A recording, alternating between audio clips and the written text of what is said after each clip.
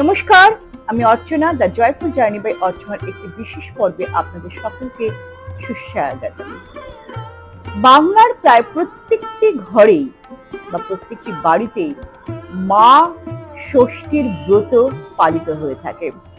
আজকের এই পর্বে জানাবো যে এই ষষ্ঠীর ব্রত অর্থাৎ মা ষষ্ঠীর ব্রত কেন পালন করা হয় এবং এটা পালন করলে কি ফল লাভ ঘটে। আশ্বিন মাসের শুক্লপক্ষের ষষ্ঠী তিথিতে রমণীরা মা ষষ্ঠীর ব্রত পালন করে থাকেন।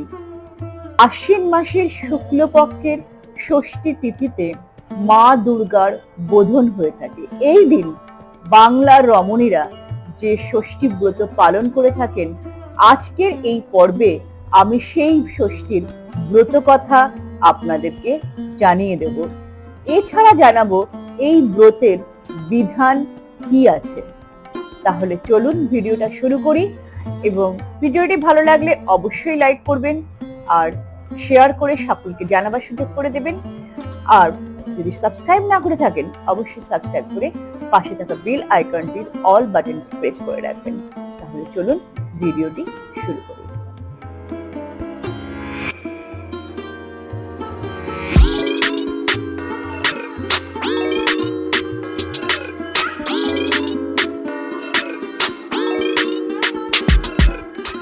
দুর্গা ষষ্ঠীর ব্রতের দ্রব্য ও বিধান কি এবার বলবো।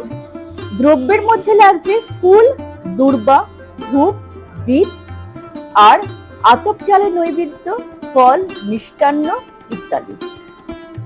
বিধান কি? বিধান হলো যে এই দিন রমণীরা সকালবেলা ঘুম থেকে উঠে স্নান করে শুদ্ধ বস্ত্রে সারাদিন উপোস থাকবেন এবং পরে ষষ্ঠীর সময় ষষ্ঠী পুজো করবেন। সেই পুজোর পর পুজোর প্রসাদ খেয়ে উপোস ভঙ্গ করবেন।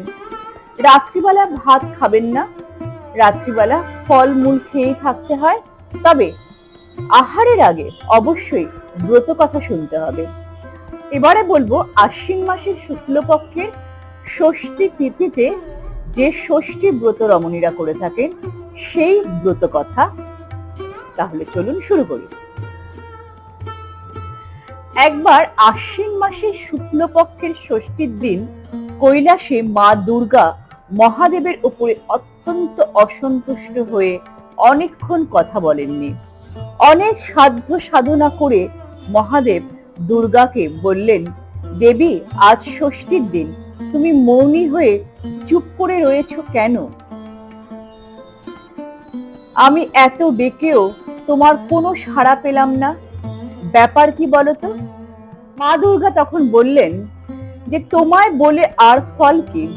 তোমারই বরের সন্তান পেয়ে কত সন্তানের মায়েরা আজ ষষ্ঠীর দিন কত আনন্দ করছে, কিন্তু আমার কোনো সন্তান নেই যে আমি একটু আনন্দ করব। তখন মহাদেব বললেন যে পৃথিবীর সকলেই তোমাকে মা বলে ডাকছে, তবু তোমার সন্তানের স্বাদ মিটল না? দুর্গা বললেন, না, আমার স্বাদ মেটেনি, তুমি এক্ষুনি আমার কার্তিককে এনে দাও। মহাদেব তখন গেলেন কার্তিককে আনতে চন্দ্রলোকে। কার্তিক মা দুর্গার গর্ভে না জন্মালেও সে শিবেরই ছেলে। এদিকে কৈলাসে জয়া বিজয়া মা দুর্গাকে তেল হলুদ মাখাতে লাগলো। এতে মা দুর্গার গা থেকে যত ময়লা বেরোলো তা দিয়ে মা দুর্গা একটি পুতুল গড়লেন। সেই সময় নারায়ণ সেই স্থান থেকে যাচ্ছিলেন। পুতুলটিকে দেখে তার খুব ভালো লাগলো। তিনি তখনই তার মধ্যে প্রবেশ করলেন। পুতুলটি প্রাণ পেল আর মা দুর্গাকে মা মা বলে ডাকতে লাগলো। দুর্গা আনন্দে আত্মহারা হয়ে উঠলেন। এমন সময় মহাদেব কার্তিককে এনে দুর্গার কোলে দিলেন। দুর্গার কাছে মহাদেব পুতুলের সব কথা শুনলেন আর কৈলাসে উৎসব করার জন্য সব দেবতাদের নিমন্ত্রণ করলেন। সমস্ত দেবতারা কৈলাসে এলেন। শুধু এলেন না শনিদেব। শনিদেব আসলেন না দেখে ভগবান মহাদেবের খুব রাগ হলো। কাজেই শনিদেবকে শেষ পর্যন্ত আসতেই হলো, কিন্তু শনিদেব চোখে হাত চাপা দিয়ে রইলেন। শনি ছিলেন সম্পর্কে দুর্গার ভাই। একসময় দুর্গা তাকে বর দিয়েছিলেন যে শনিদেব যার দিকে চাইবে সঙ্গে সঙ্গে তার মুন্ড খসে পড়বে। এদিকে শনিদেব ছেলেটিকে দেখছে না বলে ভগবান মহাদেবের খুব রাগ হলো। শনিদেব তখন বাধ্য হয়ে চোখ খুলে ছেলেটির দিকে চাইলেন। তার দৃষ্টিতে তখনই ছেলেটির মাথা উড়ে গেল। মা দুর্গা তখন খুব কাঁদতে লাগলেন। তিনি শনিদেবের উপরে ভয়ানক অসন্তুষ্ট হলেন। মা দুর্গার হঠাৎ করে শনিদেবকে বর দেওয়ার কথা মনে পড়ে গেল। দুর্গা তখন নিজের ভুল বুঝলেন, তবে ছেলেটির জন্য কাঁদতে লাগলেন। এই রকম ঘটনা ঘটার ফলে দেবতাদের অনুরোধে মহাদেব নন্দীকে বললেন, যাও নন্দী, তুমি ত্রিভুবন ঘুরে এসো। যেখানে দেখবে কেউ উত্তর দিকে শিয়র করে শুয়ে আছে, অমনি তার মুখটা কেটে নিয়ে চলে আসবে।